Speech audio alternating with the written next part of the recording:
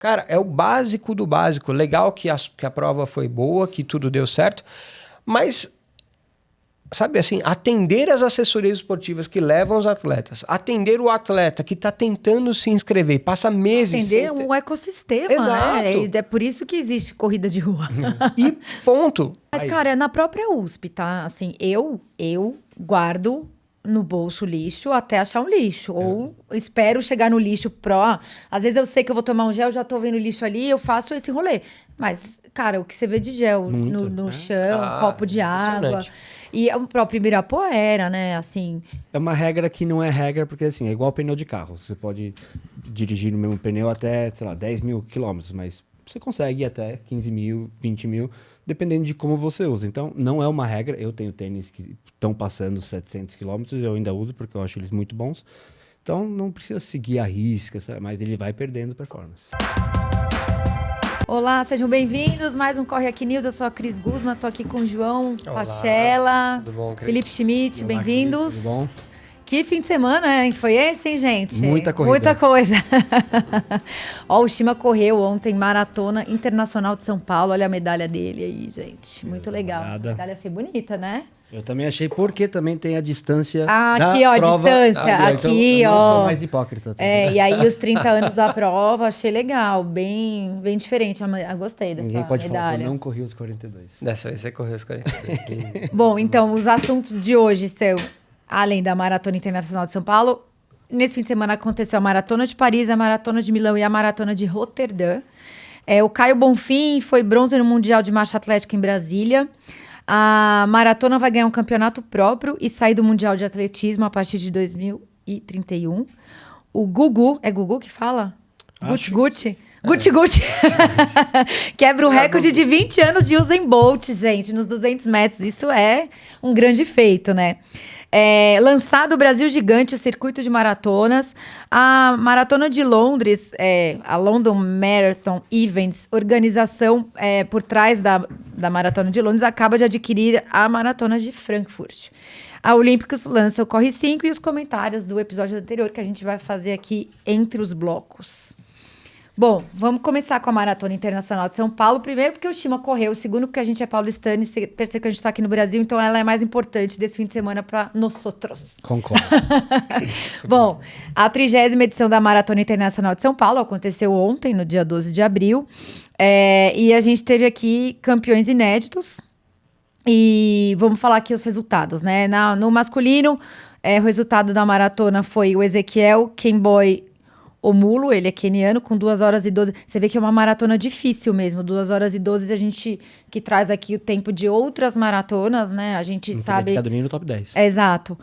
2 horas e 12 e 47. O Elias Maio, que é queniano também, 2 horas e 12 e 53. E o Jonathan Maio, deve ser os primos lá, né? Queniano, 2 horas e 13 e 16. E no feminino, a Euliter Jepchirchir, queniano. Hã? Não, tô brincando. Maio também. Jepchirchir, queniana, 2 horas e 33,06. Desta Abera Demisi, que é etíope, 2 horas e 37,12. E Vivian Jefatuni Kiplagas, queniana, 2 horas e 38,52. E também, gente, não é só a maratona, a gente tem as distâncias de 21 e 10 quilômetros na prova, né? Sim. E aí também vou passar aqui o pódio dos 21.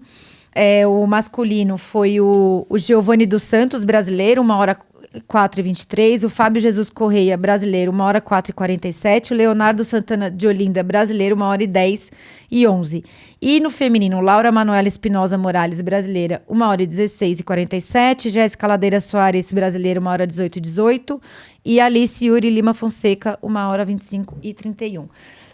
Esses são os resultados, a gente gosta de trazer aqui elite e tal, para valorizar, mas agora eu quero ouvir, porque vários pontos aqui. Primeiro, a Keep Running estava lá na Expo, na feira. Ela era uma loja especializada ali, onde quem teve a oportunidade pôde ali ter algumas experiências dentro do stand, não só comprar os tênis, né? E aí, a gente tem o Shima, que fez os 42 ontem na prova, e o João, que tem uma assessoria que estava com alunos na prova. Então, a gente quer aqui saber do rolê. Dos bastidores. Kit, retirada, entrega de medalha. Eu quero saber qual foi o BO da prova. Bom, falar um pouco sobre a Expo, eu achei que foi pelo horário que eu fui, que a gente sempre bate nesse ponto que tem muita fila, não tem fila. Eu fui num horário que não tinha fila, estava bem vazio, e eu achei a estrutura, a organização muito boa, assim, o flow de você entrar, pegar o teu número, depois a camiseta, depois vai para as partes das marcas e dos estandes, foi muito bem organizado. Principalmente da Keep Running, que tinha lá também a plataforma de salto, a bota de recovery, para as pessoas darem uma olhada que a Keep Running não tem só tênis, também tem o centro de fisioterapia e fortalecimento. Então, essa parte da Expo, para mim, foi tranquila, muito bem organizada. Um único ponto para mim da exposição que não fez muito sentido, porque quando você pegava o kit e você ia para a parte para subir de novo, para ir para as partes dos estandes, tinha mais um andar em cima, que é onde ficavam as placas do percurso, para você tirar foto. Então eu achei que ficou muito fora do flow de tudo, porque você ou subia para tirar foto ou você continuava e ia para os estandes. Então eu acho que muita gente não sabia que estava no andar de cima.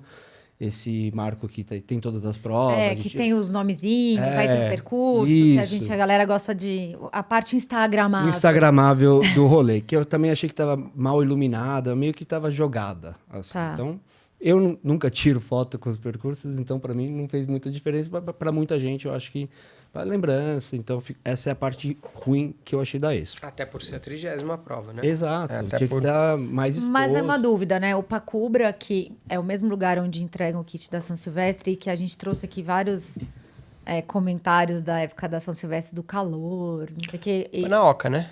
Não, foi no Pacubra. Não, foi na Oca. Foi na Oca? Foi na Oca. Tá. Por isso que você ia em espiral para cima. E entendi. precisava mais um espiral, estavam lá as placas dos percursos e não tinha ninguém. Porque eu acho que as pessoas não sabiam que estava lá. Eu achei que era no Pacubra, entendi. Mas aí um lugar mais arejado? Mais arejado. Okay. Muito mais arejado do que a Expo da São Silvestre. Tá. Quer falar um pouco da Expo, João, antes de entrar no percurso? Vou falar rapidamente, só que, assim, eu não estive lá, pessoalmente. Sei que o pessoal da equipe até teve algumas dificuldades lá com a montagem né? Mas essa é uma outra questão. A gente não sabe de detalhes e tudo mais, mas foi muito legal porque a gente teve a oportunidade de levar as pessoas para essa experiência, para as pessoas do salto, da avaliação do salto vertical, que tem uma correlação muito grande com a produção de potência de membros inferiores, e a gente usa uma plataforma com tecnologia nacional, que é a Elite Jump, produzida ali pelo professor doutor Irineu Loturco, lá do NAR. Estou fazendo todas essas referências assim, muito merecidas, porque ele é um dos maiores cientistas brasileiros de todas as áreas, um dos que mais produz artigo científico, que mais produz ciência no mundo, e com atletas de alto rendimento, um lugar fantástico, muito legal. Eu já fui lá, espetacular. Ele é um querido, o Irineu é um cara espetacular, né? Ele é realmente referência, né? uma referência para todos nós treinadores, para todos nós que trabalhamos com atividade física. E aí eu faço questão de mencionar isso, fiz a minha última pós-graduação lá, um lugar espetacular. E eu acho que ali as pessoas elas têm a possibilidade de vivenciar um pouco do que os atletas de alto rendimento fazem também, porque ali é uma plataforma de contato, né? Não é uma plataforma de força, tem uma diferença que daria para gastar bastante tempo explicando, mas ali a gente consegue medir a altura do salto vertical e produzir e fazer um ajuste do treinamento, que é o que a gente faz com o Shima aqui, a partir dessa dinâmica do salto vertical e, consequentemente, da potência de membros inferiores. Então, foi muito legal e a gente fez ali uma brincadeira e tal. Quem saltasse a partir de uma altura ganhava um brinde. Aí a gente vai premiar também aqueles que estavam... os maiores saltadores do evento todo. Foi bem legal. Se eu soubesse, eu teria ido lá. Podia. Pra ganhar um brinde, né? Mas aí tá um ponto, né? Veja que você mencionou. A ideia era que o fluxo de pessoas na Expo fosse levando para que as pessoas pudessem passar por todos os lugares. E eu não sei como isso aí foi feito, parece que tinha um fluxo de entrada, um fluxo de saída, não ficou muito claro isso lá dentro, mas eu não estive lá, então só estou reverberando aqui o que outras pessoas mencionaram. Então, da Expo é isso. E aí a largada teve ondas, foi no horário, como que foi? Foi super no horário, eu Tá. achei isso muito legal, que bateu certinho com os horários de largada, eu larguei às 5h45, e não tinha muita confusão de... Mas tinha os currais, assim? Tinha os currais, Tá. Todos bem divididos, eles fizeram Isso é legal, eu acho importante isso. uma fiscalização, pelo menos o meu trajeto até o curral, teve uma fiscalização muito boa de número de peito, de eles tirando gente que não estavam lá no lugar certo, e largou no horário. Então, eu achei isso muito legal. E o percurso, não é à toa que a Elite também não tivemos os números que a gente está acostumado a falar, porque, assim, é muito desafiador. É subido o tempo Mas todo. você já sabia? Eu já sabia. Ah, tá, só pra saber. Não, eu fui... Falamos disso algumas vezes. Né? Do tipo assim, né? Tirando a marginal, não tem outro lugar plano. Então, né? mas Aqui, né? saber é uma coisa, fazer na prática é outra, É outra, né? né? Então, para falar um pouco da minha estratégia de corrida, eu errei muito nessa prova, porque assim, eu fui muito forte no começo, na primeira meia. Aquele erro clássico, né? O erro clássico de todo corredor que todo mundo sofre de ir rápido demais. Você no fala assim, começo. não, que daí eu tô bem aqui, depois qualquer coisa eu dou uma diminuída. Mas daí se Não. qualquer coisa já... É a quebra. É a cara da cagada. Fala isso, A diminuída não existe, né? Ela nunca é voluntária, O né? tal queimar a largada nunca é uma boa estratégia, né, João? Fato. Que fique de corte isso aqui. Eu vou fazer um corte desse. Queimar a largada nunca é uma boa estratégia. É um ótimo corte. Tem uma estratégia em J que muita gente utiliza, que é a ideia, a gente já falou disso também, disso, né? sim. Ou seja, que é você ter um belo aquecimento prévio Tá. e sair forte no começo, ali os 3 a 5 primeiros quilômetros, dar uma diminuída e depois você começa a acelerar num formato de split negativo. Mas normalmente, para a maioria das pessoas, e ainda depende muito da característica de prova, né? Se a prova é muito cheia, você não tem como perder muita...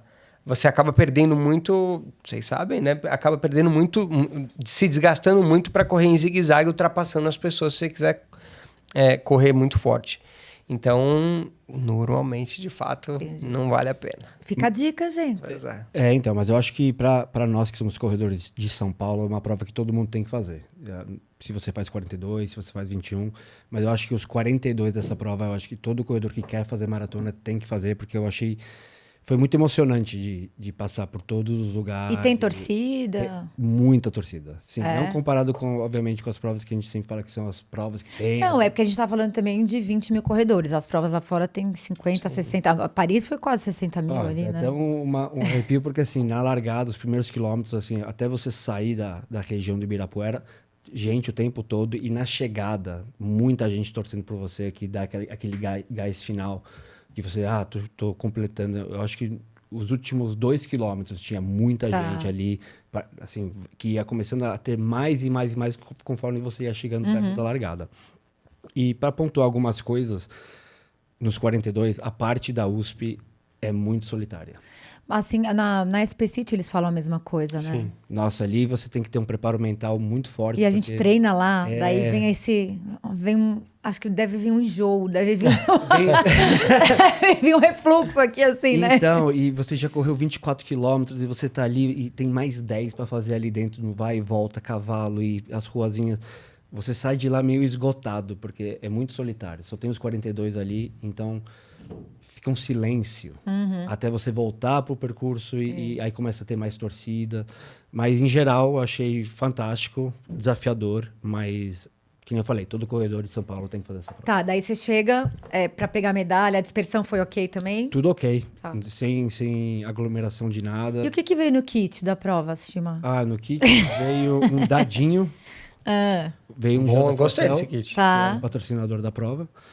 E o de sempre, né? Aqueles sachês que a gente guarda e... ninguém- Mas aí uma camiseta? Camiseta, cada Tá. prova, cada modalidade tinha a sua cor. A minha era essa cor aqui, que eu não sei se é um verde ou um amarelo, Um neon aí. um neon grifa-texto. E os panfletos de sempre. Tá. Então o kit foi o E era uma básico. sacochila ou era uma... Era uma sacola marrom de mercado. Tá, ok.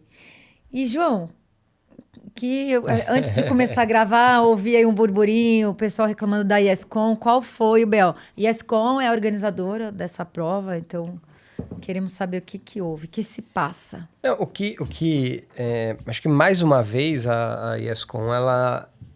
E eu não sei porque eu lembro de uma entrevista do dono, que me fugiu o nome aqui, peço desculpas. Tadeu, exato. Ele deu uma entrevista o ano passado, né? Logo depois que a gente começou aqui o nosso podcast, e ele saiu atirando para todos os lados, né? Acho que ele falou muito, né, do mercado e tal. Algumas coisas ele tem razão, né? De amadorismo e coisas assim. A gente, cada um dentro do seu âmbito, tenta melhorar.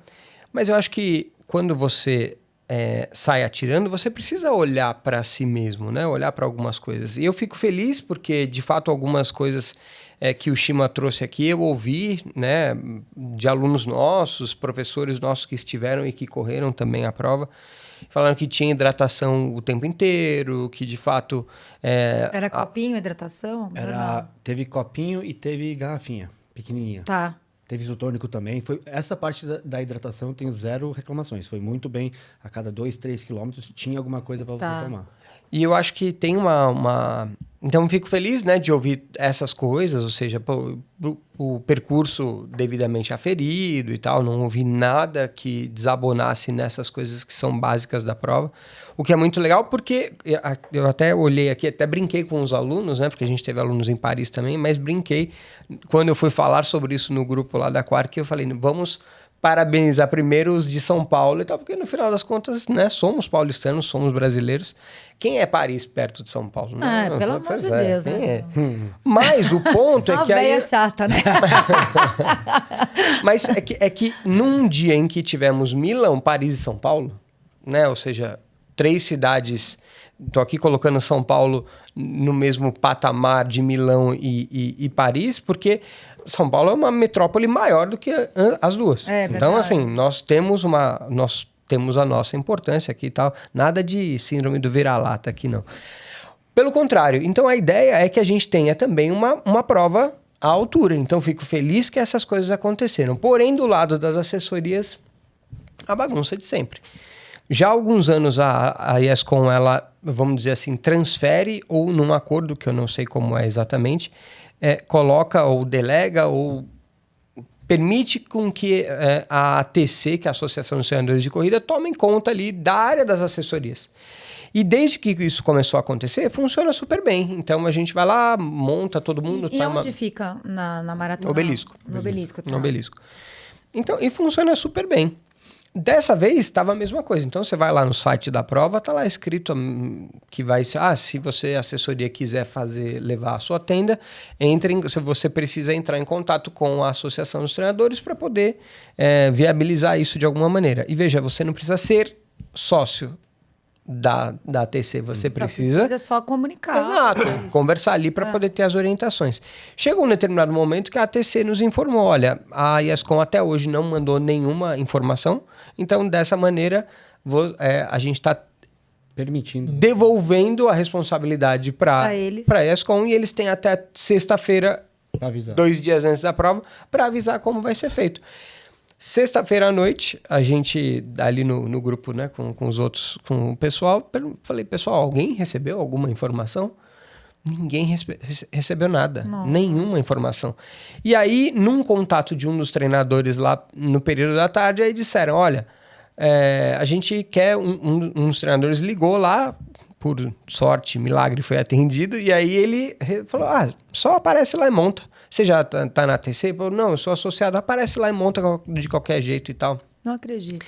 E tem lá, sejamos justos, né? Tem ali no site deles a orientação. Tipo, sei lá, a partir da 00:01 de domingo, você pode montar até as 4 da... Então, legal. Mas é delargado, exato, né? Mas assim, virem-se. Esse é o ponto. E numa falta de informações, numa falta de fluxo, de organização, que se refletiu, por exemplo, na própria montagem do stand da equipe na Expo, em vários outros pontos em que eles sempre deixam a desejar no fluxo de informações. A gente teve aluno que tentou fazer a inscrição para a prova, que já estava há meses tentando fazer a inscrição para a prova, e a própria plataforma deles não conseguia aceitar porque dizia que tinha sido enviado um outro link e tal. Você, no final das contas, o cara passou meses tentando de todas as maneiras fazer. Então, cara, é o básico do básico. Legal que a prova foi boa, que tudo deu certo, mas, sabe assim, atender as assessorias esportivas que levam os atletas, atender o atleta que está tentando se inscrever e passa meses... Atender um ecossistema, Exato. né? É por isso que existe corrida de rua. E ponto. Cara, é a Maratona de São Paulo. É a Maratona de São Paulo. Internacional de São Exato. Paulo. Então, assim, é aquela que deveria ser a nossa principal prova. Tudo bem, nós temos a São Silvestre. Talvez seja por isso que a Expecit vem tomando o espaço, porque é uma questão de organização. A Iguana realmente é outro nível de organização, patamar, é outro patamar, e vem tomando esse espaço que deveria ser da Maratona de São Paulo.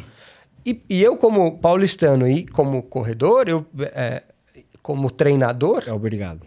eu acho, cara, que é um... Como pode? Como pode estar numa situação dessa de muitas vezes alguns aspectos básicos estarem sendo completamente...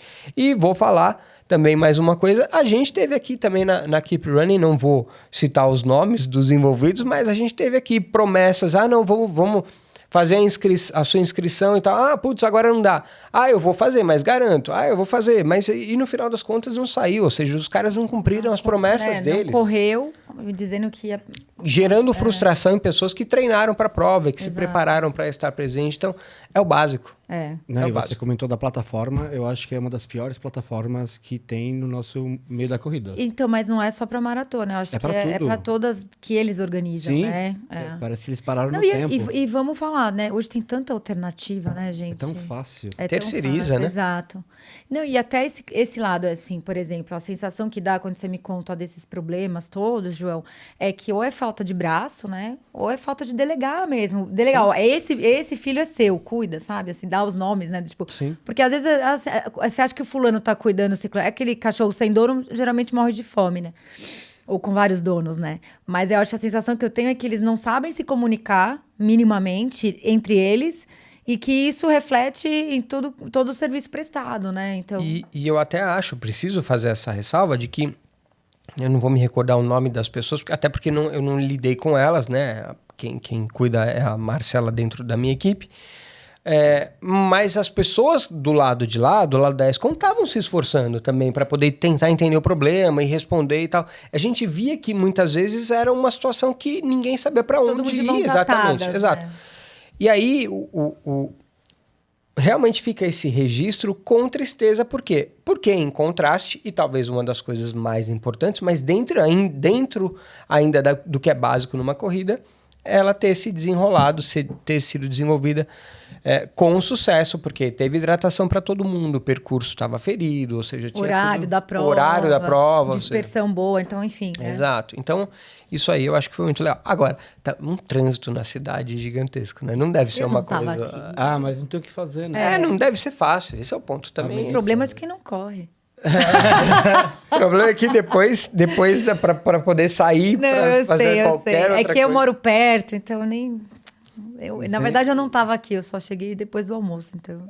Então nem viu nada. Nem vi nada, Mas isso aí normal, acontece. Qualquer cidade. Eu estava até lembrando, na Pampulha, por exemplo, eu estava lembrando do caos que é para ir embora da Pampulha depois. Porque é um lugar, centro, né? É um lugar distante, assim, e que, é caos para conseguir táxi, essas coisas. Então, você tem que andar, sair bastante. Porque, assim, por exemplo, quando você pega São Silvestre, que é uma prova muito grande, termina na Paulista, mas você tem metrô. Se você sair da Paulista e descer algumas ruas pro lado dos Jardins ali, é fácil se locomover. Tem lugar porque pra parar.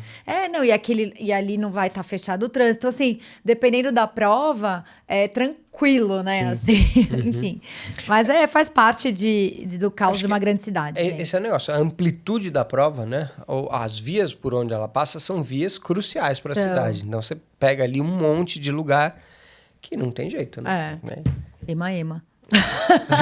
Caso uma vez só. Vamos falar então agora da Maratona de Paris. Ontem que o italiano, esse nome aqui, só por Deus, Imanebarran Kripa. Ele é um italiano etíope, né?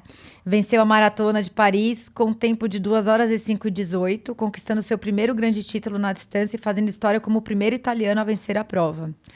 como estratégia inteligente, ele manteve o ritmo controlado na primeira metade, acompanhou os líderes e decidiu a corrida nos quilômetros finais. Eu tive uma amiga correndo lá, porque daí eu fiquei curiosa para saber da hidratação, que esse ponto a gente falou semana passada. Ela amou a prova, amou, assim, fez RP, pegou índice, tudo. E aí ela primeiro estava toda eufórica, contando, eu falei, mas me conta da hidratação. Ela assim, eu amei porque zero, assim, não tinha copo para escorregar, as pessoas não paravam tanto, assim, esse lance para pegar e tal. E ela treinou de mochila, ela falou assim, eu me senti largando para uma ultra, ela até fez uma foto lá com tudo que ela largou das garrafinhas e da mochila, tudo isso. Mas ela foi muito feliz na prova. Mas isso eu tô falando de uma experiência, né, gente? Sim. Vocês devem conhecer outros, você tem alunos que correu, que pode ter tido alguma frustração. Mas é a única... Se você que tá nos assistindo, ouvindo, correu Paris, deixa aí o que você achou sobre a hidratação, que foi a grande mudança dessa prova, né? Eu tenho uma pergunta para você, Cris. Que você falou que tua amiga pegou índice, ela estava correndo rápido, né? Sabe em quanto tempo ela terminou a prova? Ela fez em 3 horas e 39. Então, por conta que, assim, quanto mais rápido você corre, menos gente tem para você dividir, se tem copinho, se tem... Mas ela filmou até uma hora a hidratação, sabe? Assim, do tipo, Sim. O lugar onde tava a galera com a mangueirinha. Com a mangueirinha, tá? Então, porque eu também vi relatos de um amigo meu que correu junto com a esposa, então ele foi acompanhando ela e fizeram um tempo muito maior.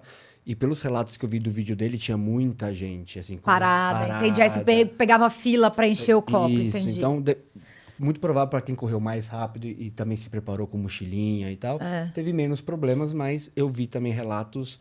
Que eu também não sei se é um problema ou não, mas teve fila, teve aglomeraçãozinha. Mas assim, eu lembrei até de um caso, porque, por exemplo, na meia do Rio, que é junto com a maratona, acho que a prova é mais cheia, né? A distância mais cheia é a meia. Sim. E eu lembro que quem corre em menos de 2 horas tem uma dispersão tranquila. Quem corre assim, quase que não consegue cruzar a chegada, pega fila para medalha. Então, de fato... Quem é mais lento acaba sofrendo mais. Em Berlim, naquele calor, foi a mesma coisa. Exato. Quem estava mais lento ali...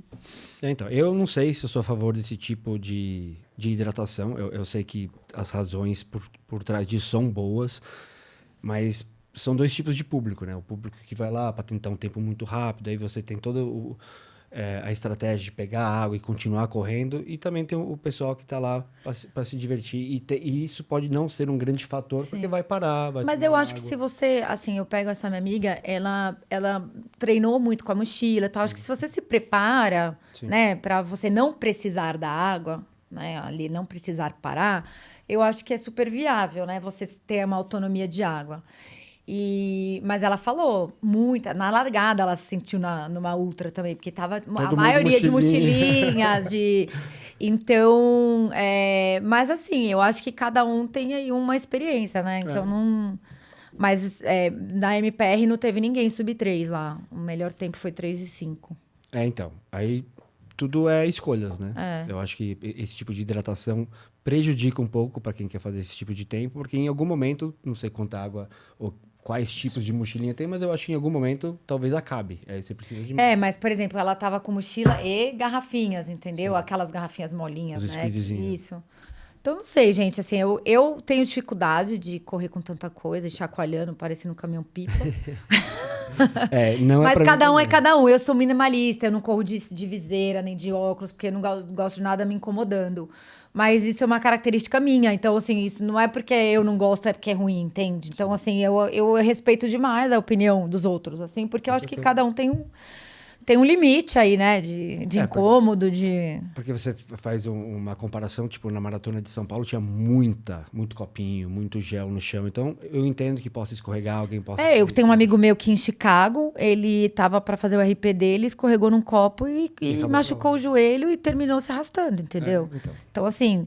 É culpa do copo? Não é culpa de tudo, né? Você não olhou, você já sabe. Então, mas, cara, é um acidente. Acidente não tá previsto, né? A gente... Mas aqui na de São Paulo, um aluno meu me falou hoje pela manhã, porque ele nem foi fazer, nem participou da prova, mas ele passou por ali correndo, em algum momento ali perto do Monumento às Bandeiras e falou que a quantidade de lixo no chão era absurda. Mas eu também, ao mesmo tempo que tem a quantidade de lixo absurda, todas as organizadoras têm uma equipe para recolher aquilo. Assim, eu nunca passei num... Por exemplo, eu cheguei ontem, sei lá, mais ou menos 1h30 da tarde, ou seja, já tinha o percurso da maratona, mas eu passei por ele, porque passa ali Juscelino, túnel e tal. Eu não vi lixo. Entende? Ou seja, já estava recolhido, porque eu acho que isso está no contrato, inclusive. Você só tem que entregar a via totalmente em ordem. Então, e aí eu acho que tem vários pontos, porque assim, o desperdício de água numa mangueira também é grande, né? Então, não sei assim como... Vazamento de mangueira. Então... enfim. Eu acho que uma maneira que eu tenho visto também em provas aqui, mas a gente corre o mesmo problema que você falou, que seres humanos acham que são o centro do mundo e nunca as coisas dão certo. Mas em algumas provas você vê, tem a água e 50 metros depois tem um monte de lixo. Pelo menos vendo o lixo ali, a pessoa tem mais... Eu já tentei, eu já errei muito tentando acertar. Errar é tudo tentando bem. acertar. Faz parte. Mas o errar é tudo bem, é você manter ele mais próximo do que você jogar em qualquer lugar. Sim, e jogar longe, né? Não, jogar onde você sabe que vai passar a vassoura, né? É isso, Porque eu também acho que faz parte do contrato, ou se não faz... Mas, cara, na própria USP, tá? Assim, eu guardo no bolso lixo até achar um lixo. Ou espero chegar no lixo às vezes eu sei que eu vou tomar um gel, já tô vendo lixo ali, eu faço esse rolê. Mas, cara, o que você vê de gel no chão, copo de água. E o próprio Ibirapuera, né? Assim, é isso, gente. As pessoas, enquanto elas não tiverem essa noção de que o mundo é nosso, não é social. Não é individual, né? Mas aí que tá. E a observação seguinte do meu aluno, que participou dos 21 da SP City o ano passado, foi isso. Ele falou assim, cara, mas nossa, eu não vi isso na SP City, porque logo depois do ponto de hidratação tinha lá a lixeira. Eu esperei, a hora que passou, eu jogava lixo. E é o tipo de coisa que eu não sei, não vi, não li, não ia participar da prova, não li esse material. Mas é uma coisa que a organização pode informar no momento. Tudo bem, mas ninguém lê, tudo bem. Calma, mas está lá escrito. Né? A gente precisa tentar orientar as pessoas nesse sentido. Quanto mais a gente orienta e mais pessoas são impactadas, a exceção vai ficando para esses que vão bagunçando o negócio. Então, essas exceções é que precisam ser cada vez menores. A regra precisa ser todo mundo conseguir concentrar. Aliás, a regra precisa ser toda a prova ter um ponto de concentração de descarte. Exato, de lixo. E depois as pessoas usarem isso da maneira correta. Então, as exceções vai ser o errado. E não como é hoje em dia, como aconteceu nessa prova, um monte de lixo, um monte de coisa. E aí a organização recolher... É obrigação, mínimo, né? É o mínimo. Bom, aí ontem a gente também teve a Maratona de Milão, que foi marcada pelo domínio africano, né? E ela tá com um novo percurso mais rápido, que favoreceu as grandes performances e recordes pessoais. O queniano Vitalis Kibiwott venceu a prova masculina em 2h06:35, alcançando seu melhor tempo e decidindo a corrida em um ataque forte na parte final, enquanto o etíope Yeshikalayo Chekoli dominou a prova feminina com 2h20, uma das melhores marcas na história da prova e a mais rápida do ano na Itália. A edição também se destacou pelo percurso redesenhado, mais plano e veloz, além do alto nível técnico e equilíbrio das disputas, consolidando Milão como uma maratona cada vez mais relevante no cenário internacional. E também a gente teve a Maratona de Roterdã. Por que eu coloquei para falar? Essa prova é uma prova que esgota muito rápido as inscrições, pelo fato de ser muito rápida e plana, e muita gente vai lá para pegar índice, e eles têm uma disputa interna lá de querer ser mais rápida que Amsterdã, de querer ser maior que Amsterdã, eles têm uma rixazinha. E lá o etíope Gui Adola venceu, e com um tempo de 2h03:54. Você vê, 3 minutos a menos que Milão e Paris, né? Então, você vê que realmente é uma... Essa é uma que eu quero fazer um dia. Não sei quando, mas tá no radar. Enfim, também uma prova super importante. Vamos começar a ler os comentários, que tem bastante hoje. E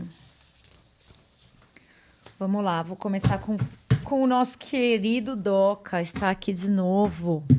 Oi, Doca, obrigada aí pelo comentário. Gostei do programa da ASICS. A gente falou tanto da ASICS no último, né, João? Mas preciso complementar a eterna falta de inclusão com a turma do pé chato. Falaram muito do tênis e cadê os nossos representantes? Somos 10% dos corredores e sempre ignorados pelos rankings e testes. Uso o ASICS GT 2000 desde 2003, quando ele ainda era o GT 2030. E de lá pra cá comprei uns 200 pares dele e testei alguns modelos, conseguindo me dar bem com o Cayenne e o Corre 4. Os demais pegam no meio da sola ou apertam os dedos na frente. Realmente é um pé mala, que deveria ser melhor olhado pelo mercado. Igor, fica a dica, uma prateleira para pés chatos. Coloca ali 5 modelos e vai ganhar o cliente fiel. Abraços, Doca. Muito bom. Muito bom. É isso, cada um com o seu problema de pé, né? Tinha que ter aqui neuromas. Pé chato. Não divide mais por marca. É isso, né? Divide por problema, exato. Aí fica curado. Né? Ele se dá bem com essa categoria dos modelos de estabilização, né? Mas falam que tem uma palmilha para quem tem pé chato, uma palmilha especial também. Que te levanta dentro levanta, pé, né? Faz o arco do pé. Quem tem pé chato não tem o arco, né, ali do pé. Mas uma coisa é corrigir o pé chato, outra coisa é ele uma ter marca. o pé chato e ter um tênis que seja confortável. né? Bom, enfim. Próxima notícia. Caio Bonfim é bronze no Mundial de Marcha Atlética em Brasília.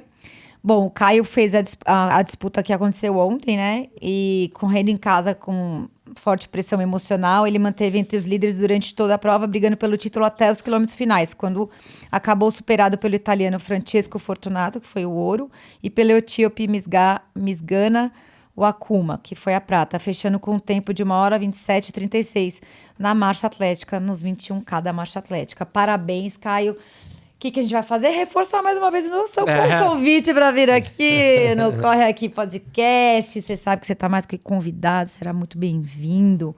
Muita história para contar isso aí. Ele tem. Mas quem deve vir aqui logo é o Lucas Mazo, que também é da Marcha Atlética. Eu encontrei com ele na USP outro dia. Ele não tem um dos olhos, né? E o olho que ele não tem é uma bandeira do Brasil. Nunca reparei. Né? É muito legal. Muito legal. Bom, vou ler mais um comentário aqui, gente. Do Carlos Coelho. Legal o feedback do Super Blast 3. Corro meus longos com o 2 e acho incrível. Louco pra testar o 3. A gente falou bastante do Super Blast. E vou ler do Jefferson também. Jefferson Geller. Dormir mais tarde um dia pra ganhar um tênis de R$1.700 vale a pena, né? Foi. Porque eu tava falando que foi à noite o evento do Super Blast 3. O da Adidas também foi, né? Foi, mas da Adidas foi num sábado, né? É verdade. O Igor fez a mesma observação e aí a gente... Bom, a próxima matéria é sobre a maratona que vai ganhar campeonato próprio e sair do Mundial de Atletismo a partir de 2031. Primeiro, vamos explicar como que funciona isso. A gente tem os mundiais de atletismo, eles trazem todas as distâncias, né? Tanto de velocidade quanto os fundistas no track and field, certo? E aí, eu acho que esse movimento da World Athletics de querer isolar a maratona e meio que voltar às origens, né? Sim. Porque a ideia aí é fazer isso em Atenas, onde nasceu aí tudo. É que eu acho que é um momento que a corrida está ganhando uma outra dimensão, uma outra importância. Então, eu acho que isso é um movimento que só mostra como o esporte está ganhando a devida relevância, né? Exato. Eu, pelo menos, tenho essa percepção. Você não tem, João? Não, eu acho que sim. É inegável, aqui no Brasil é muito perceptível, mas os dados mundiais, né, da corrida mostram realmente um crescimento grande. A gente vê todas as provas esgotadas, né? Um mercado gigantesco que está crescendo. Sempre muito bom todo mundo ganhar dinheiro. Eu, como profissional de educação física, sempre olho para a ideia de tirar as pessoas do sedentarismo, que é um mal enorme. Mas eu acho que é exatamente isso. Ou seja, todas as provas...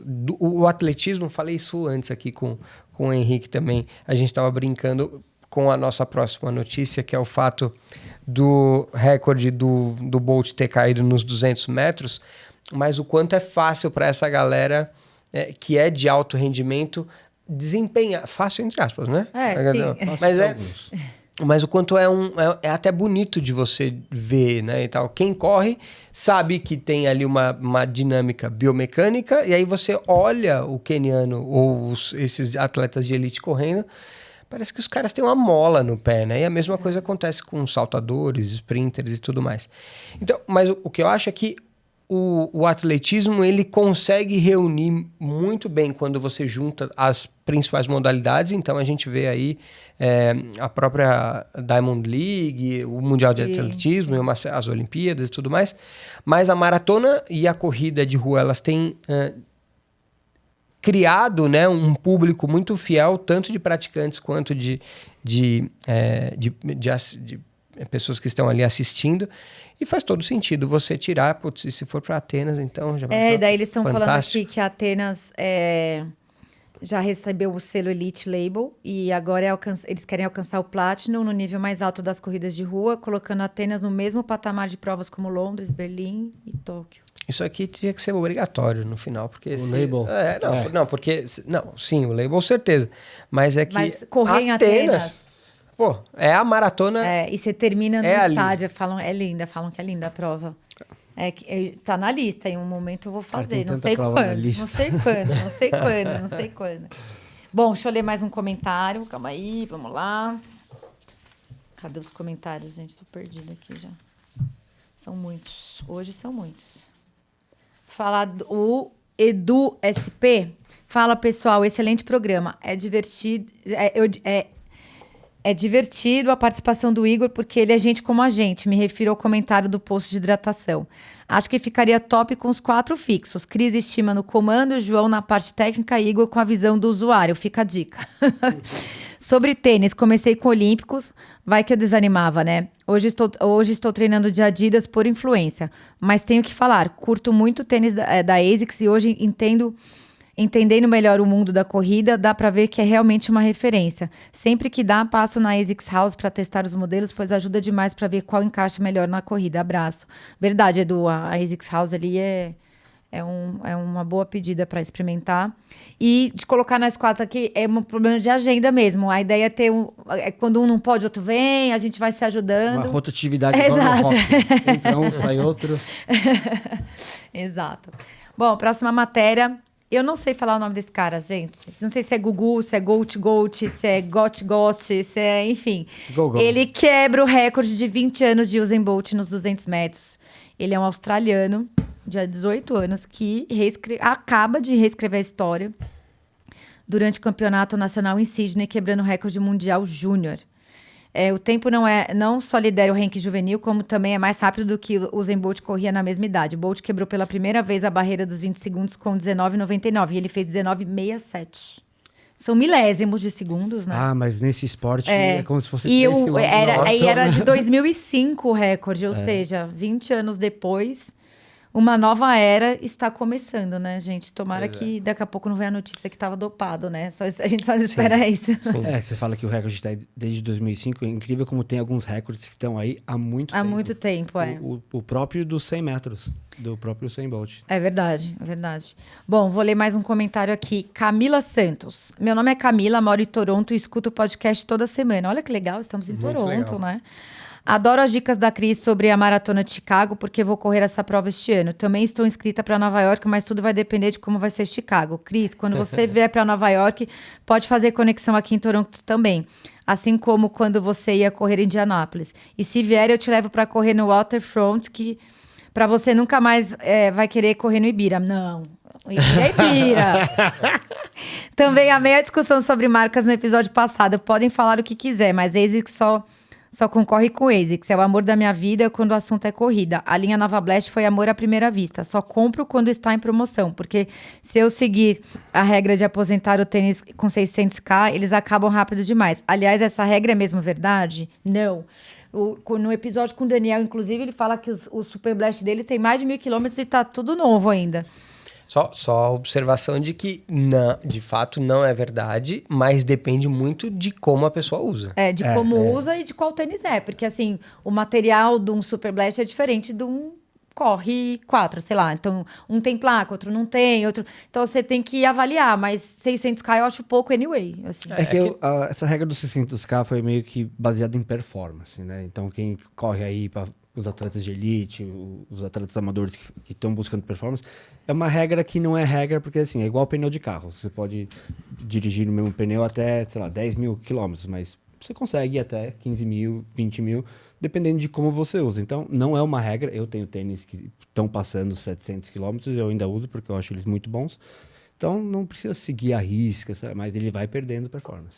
É exatamente isso. Ou seja, a maneira como você usa, o piso, tem uma série de coisas. Se você usa também em outros momentos que não só a corrida. Uso pra que nem trilha, aquilo- pra Exato. corrida, pra tudo, né? Então- Aí ela termina aqui, ó. Já testei o Adidas Ad0 SL e não gostei muito. O New Balance Rebel V4 eu amei tanto que já estou no segundo par. E o Cloud Surfer da On me surpreendeu positivamente. Mas no fim, o meu amor continua sendo o ASICS.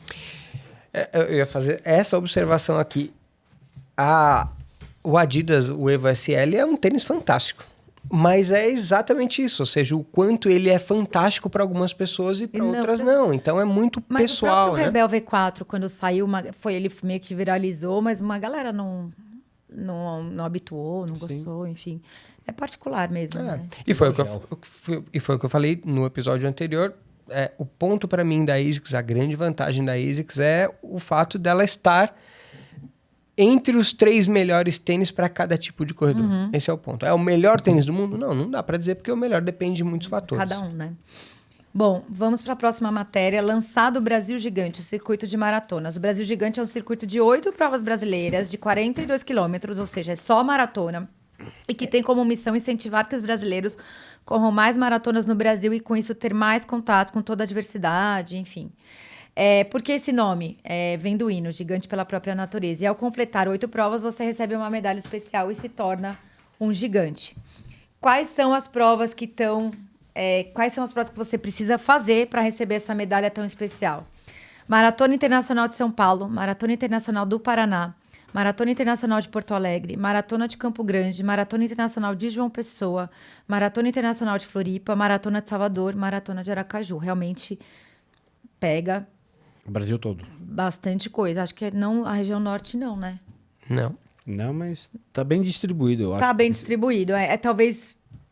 mas a falar nisso, a gente sempre vê os comentários. Lembra que teve um ouvinte que falou, falem da Maratona de Macapá? Sim. Eu fui atrás, não tem, assim... Aí eu fui ver, foi a primeira edição e a última informação que eu achei foi, temos 1.000 inscritos. Ou seja, eu acho que foi uma prova muito pequena e que eu não achei matéria nem notícia nenhuma. Busquei no Instagram também, no próprio perfil da prova, e eu não tive Muita informação para trazer, assim, só dando uma satisfação. Então... Eu acho que talvez eles colocaram essas que são grandes, né? Talvez as maiores localizadas aí, enfim. Eu acho que tem que ter um pouco de consolidação dentro do calendário. Sim. Não pode ser só por conta de ser numa região. Às por vezes falta. é verdade, tem que ser pro Acho calendário. que tem que ter um pouco de relevância e bastante gente já ter o acesso a elas para elas entrarem nessa lista, pelo menos do meu E ponto para de vista. você participar, você tem que se cadastrar no site, que é circuitobrasilgigante.com.br, e provavelmente lá, conforme você vai fazendo as provas, eles vão linkando, assim como em qualquer uma dessas que você tem que fazer circuitos. Eu falo assim, gente, é engraçado como que tem perfil de corredor que precisa desse incentivo, né? Assim, para completar desafios e mandá-las e medalhas diferentes, né? É igual completar álbum de figurinha. É. Você não para até pegar a última figurinha. Você viu que, em falar em álbum de figurinha, você viu que a desse ano da Copa falaram que tá impossível de completar pelo número de seleções. Sim. R$7.000 pra você completar o álbum. Isso se você conseguir todas as Enfim. Podiam fazer um álbum de figurinha de corredores, né? Do World Majors Panini. Sei lá, podia. Mas, Cris, a gente estava comentando aqui nos bastidores que, são 8 maratonas que você tem que completar e a medalha... E a medalha é uma medalha, assim, não é... Eu acho que quando você faz uma coisa mais no estilo mandala, né? Ou seja, com símbolos e tal, não uma medalha só especial, eu acho que dá um outro gostinho aí, né? Mas... Não, mas mesmo assim, você não quer fazer o estilo de mandala que tem por aí, das médias. Faça uma medalha mais parruda, né? Bonita, grande, pesada. Essa aí, parece, desculpa, mas uma medalha que você vê em umas provas... Tem prova com você faz medalha todo muito fim de mais semana. bonita. Exato. Enfim. Bom, eu vou ler mais um comentário aqui, nossa amiga Sofia Belo. Oi, Sofia. Ei, gente, adorei o episódio sobre a hidratação da Maratona de Paris. Eu acho muito sem noção o que eles estão fazendo. A gente comentou isso já agora. Ter que parar de correr para pegar água é terrível. Eu não consigo nem treino. Em maratona ia ser impossível voltar a correr. Imagina você lá no 36 para tomar água e como é que volta? O corpo não responde. Acho que isso é muito individual, foi o que a gente comentou aqui. Mas eu acho que tem provas, assim, por exemplo, Berlim. Tem gente que já leva hidratação, que falam que é ruim a hidratação de Berlim. É péssima. Então. Então, às vezes, assim, é melhor já falar que não tem, aí você vai ter que se virar, ou eu falar, eu tenho, aí chega lá, é ruim, aí você... Se eu fizesse Berlim de novo, eu acho que eu levaria minha própria água em certos momentos. Então.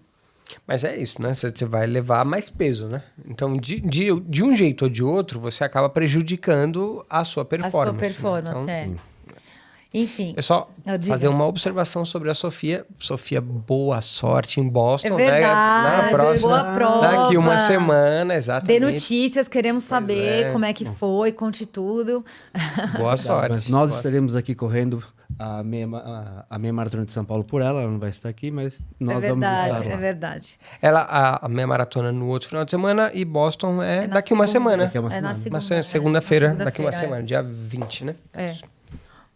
Bom, agora a próxima matéria é a London Marathon Events, uma organização por trás da London Marathon, acaba de adquirir a main nova Frankfurt Marathon. Vamos lá.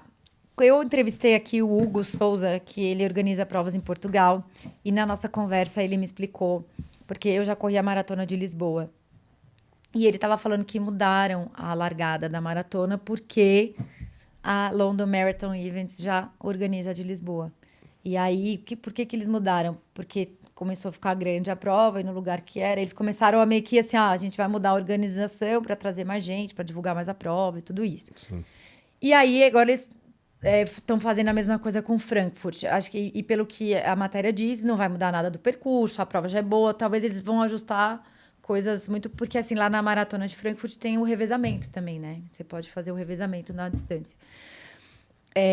E aí, você lembra do circuito europeu, que agora tem aquela mandala com provas? Então, tem Londres, Lisboa, Frankfurt. Então, eu acredito que todas essas provas do circuito europeu têm o dedo aí da London Marathon Events. Então, na minha cabeça, logo vai vir Viena, que também vai ser organizado. Todas as provas que estavam ali naquele circuito, são 8, mas se você fizer 5, você já ganha a mandala. Pelo que eu tô vendo, todas vão ter o dedo deles aí. Eu tô achando que essa mandala foi feita por eles, inclusive. É legal quando segue um padrão, né? Você vê uma organização gigantesca assim, abraçando outras para tentar que todas elas tenham o mesmo padrão. E isso é bom pra gente que vai lá correr. Eu não sei. E pelo que eu vi, não muda nada em relação a se inscrever e tal, porque... Eu não sei em que momento essas provas mudam para sorteio, talvez quando é mais disputada, mas, enfim, eu não sei se vai ter muita mudança para quem vai correr. Isso vai ficar mais nos bastidores, talvez, né? Sim. Mas, assim, a informação de provas está tudo ali naquela mandala ali. Você tem informações relevantes, hein, Shima? Para descobrir provas secretas. Eu prefiro tentar aqui adivinhar. Aqui, nessa notícia, é mais uma coisa que corrobora com a decisão da World Athletics de separar a maratona. Exato. Né? Ou seja, um mercado crescente de maneira consistente. E você vê eles se conversando, né? Os países, as organizadoras, né? Tudo isso. Eu acho, unindo forças, né? Virou um grande ecossistema, né? Eu acho que elas não estão mais agindo. Unindo forças mesmo, né? E aí, valorizando o calendário, que é uma coisa que você trouxe, porque as provas não estão tão próximas umas das outras. E aí, fazer isso acaba, de novo, instigando as pessoas a irem em provas que não são majors e tudo isso. Tem umas provas aqui no Brasil também te chamando aqui, viu? Lolo Marathon Events. Exato. Rio de Janeiro. Bom, deixa eu ler aqui mais um comentário do Físio Corredor. Tenho acompanhado vocês no Spotify, adoro as análises do mercado do running. Gostaria de ouvir vocês falando sobre os minimalistas, que apesar de ser um público menor, aqui nos Estados Unidos tem crescido muito o número de marcas específicas e vejo muitas pessoas usando no dia a dia. Eu, pessoalmente, sempre tenho uma opção de tênis flat, baixo e mais largo, na toolbox para intercalar na semana para fortalecer meu pé. Fiz o corredor, não sei seu nome, mas eu vou te falar uma coisa. Eu sempre amei os minimalistas. Eu corria de Nike Free lá atrás. Minha primeira maratona foi com Nike Free e hoje não tem mais, né? Assim, eu acho que, se eu não me engano, aquela marca Altra, lá dos Estados Unidos, ela tem drop zero. Eu tô doida pra comprar um tênis desse pra experimentar de novo, porque eu prefiro. Sim. E teve uma época que foi muito moda esses tênis, porque eu não sei se já leram aquele livro Nascido para Correr, Born to Run. Sim. Não. E eu ele não fala, li o livro também, mas sei do... ele fala de uma tribo lá do México que corre descalça e eles ganhavam todas as provas. E aí, por isso que surgiu o Nike Free, porque a Nike tava com medo das pessoas descobrirem que correr descalço era melhor do que com tênis. É muito legal esse livro, eu indico para vocês lerem até para entender um pouquinho da história do mundo do running. Mas hoje, quando eu conversei com o João Paulo da Nike aqui também no podcast, e eu falei, vocês não vão voltar com o Nike? Ele falou assim, Cris, a gente ouve o mercado, né? Então, se não tem, assim, os minimalistas, é porque o mercado pede muito pouco e aí não compensa para a marca investir aí numa linha dessas. Então, mas também, ao mesmo tempo, uma opinião é que eles têm que seguir o mercado sim, mas quando você atrela, por exemplo, algum atleta famoso com relevância e você faz uma campanha com ele para voltar um tipo de produto, pode ser que a tendência mude. Se voltasse a linha, mas assim, se você voltar com o produto, mas não precisa fazer uma linha, né? Versão 1, 2, você faz, deixa lá uma, né? Assim, vai mudando umas cores aí, sei lá, mas eu sinto falta. Hoje os tênis, às vezes tem drop zero, mas ainda tem uma entressola muito alta e que, isso dá um desequilíbrio, sei lá, eu não sei. Eu acho, e esse lance da gente treinar o pé também é importante, né? Então, sei lá, eu não vou falar muita coisa porque eu não sou da área da saúde, daqui a pouco vão me apedrejar, enfim. Pode falar, João, desculpa. Não, imagina, só ia acrescentar dizendo que, assim, é difícil você dizer que alguém ganhou uma prova ou que você sistematicamente ganhou uma prova porque a pessoa corria descalço. Então, eu lembro bem desse livro, não li, então vou aqui me abster de me aprofundar na ideia, mas foi bem nessa época que muitos dos tênis minimalistas ganharam tração no mercado, inclusive aqui no Brasil. Tinham Five Fingers, né? Tinham vários tênis. Ainda tem, né? Mas é isso, fica na internet ali, no mercado negro quase.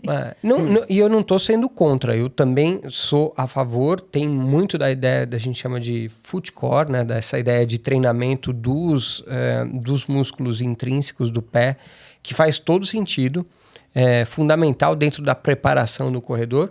Às vezes você acaba olhando para isso mais quando ele tem quando ele já demonstra alguma dificuldade nessa região, então alguma lesão que começa a aparecer de maneira recorrente e tal.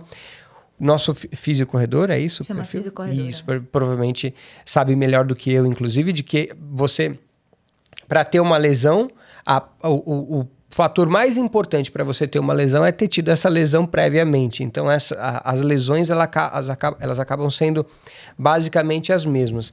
E aí, quando o corredor começa a apresentar lesões muito recorrentes nessa região, aí você acaba indo para o fortalecimento e tal. Porque se você for parar para pensar, não tem como você treinar absolutamente tudo e trabalhar e ter uma outra vida. Não dá para fazer fortalecimento físico, recovery e correr e trabalhar e cuidar de filho. Ou seja, fica muita coisa.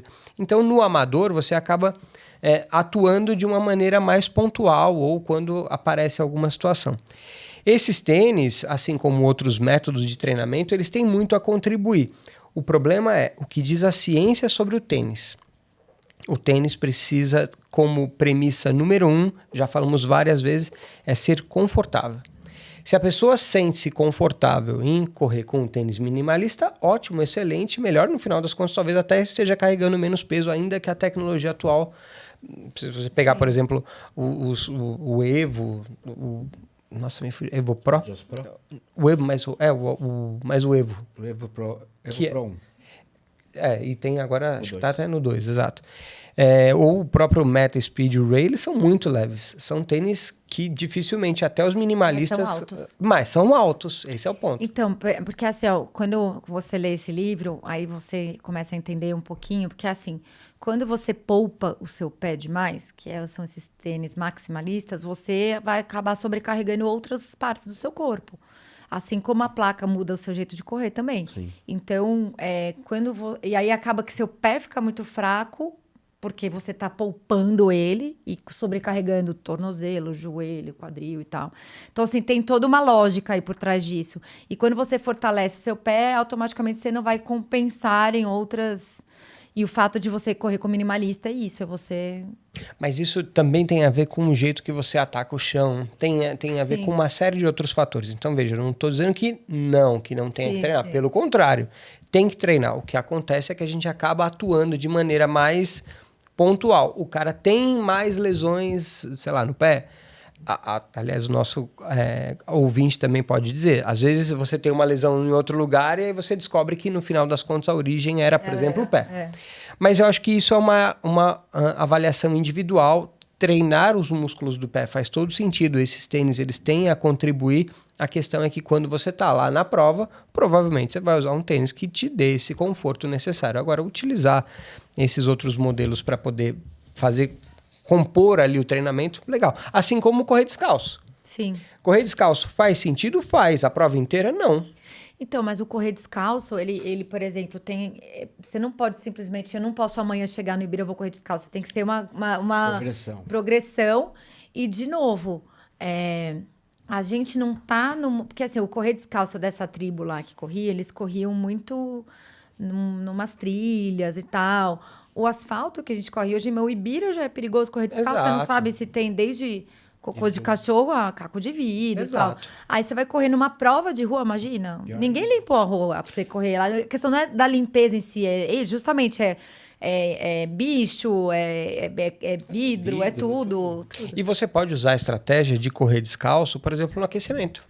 Você vai fazer só o aquecimento e Tem corre muita descalço. gente que faz alguma termina o coisa treino, assim. sabe? Tem gente que termina o treino e vai correr descalço na grama. É isso. O próprio Bruno, isso. acho que faz isso, bem levinho, que é da Keep Running. Acho que ele faz o treino dele, depois ele tira e faz... E faz, sei lá, 1 ou 2 quilômetros só na grama. Bom, mas obrigada aí pela sua mensagem. Físio Corredor, continuem comentando. Por favor. Tragam aí mais insights pra gente, né?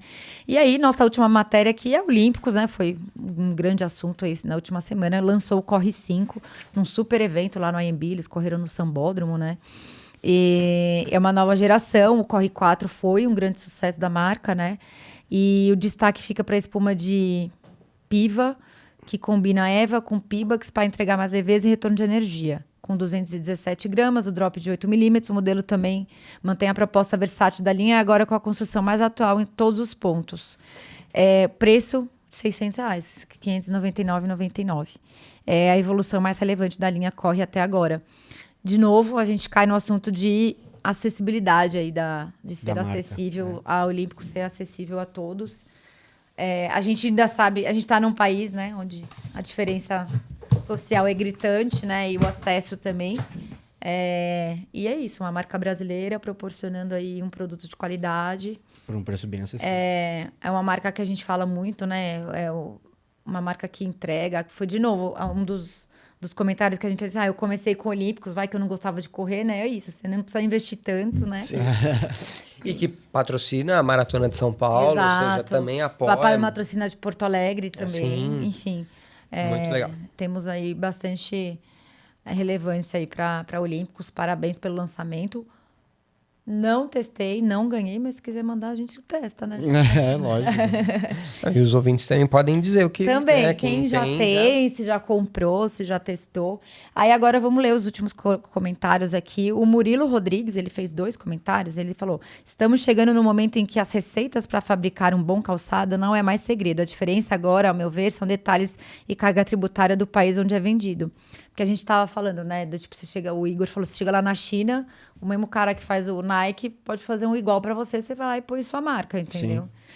E ele fala que acha que as premiações também deveriam atingir atletas por faixas etárias como forma de estimular até para os jovens a atividade física. Complicado esse ponto também aí, acho porque esse é mais ponto, dinheiro, mais patrocínio. Às vezes não tirar dinheiro da elite, né? Enfim. E aqui, por último, o Akio Miyaguchi, que também sempre comenta aqui. Olá, pessoal do Corre Aqui TV, o programa foi muito legal, vocês estão de parabéns, abraço, obrigada, Akio. Continue comentando e curtindo e seguindo o canal e mandando o episódio para os amigos. Esquecemos de algum assunto, João? Eu acho que não. Não, mas eu ia falar da observação em relação ao incentivo à categoria de base, né, da corrida. A gente só faz o elite no país quando tem base forte. Então, pode não ser a única estratégia, mas pode ser uma boa estratégia para algumas marcas. Até porque tem essa ideia de que você tem a possibilidade de pegar ou de fixar a marca na cabeça das novas gerações e elas consumirem a sua marca por um bom tempo. Então, essa fidelidade do consumidor também é uma das características do corredor e tal. Então, talvez não seja a única estratégia, né? Mas é uma delas, e investir na base é importante para tirar as pessoas do sedentarismo. Eu sempre olho por esse lado, não tem Não, jeito. Sem dúvida. Fica a dica aí para Olímpicos aí que tá crescendo, fazer isso. Sim, é nas uma provas possibilidade. deles. É uma possibilidade. Verdade. E aí, esqueci de alguma coisa, Shima? Falamos Não, tudo? falamos tudo, só quero descansar agora. É verdade, tá morto aí. Correu 42 ontem. Então, obrigada, João. Obrigada, Obrigado, Shima. Cris. Obrigada a você Obrigado, que Cris. nos ouviu até agora. Não esquece de deixar o like, seguir o canal. Valeu, até semana que vem. Beijo.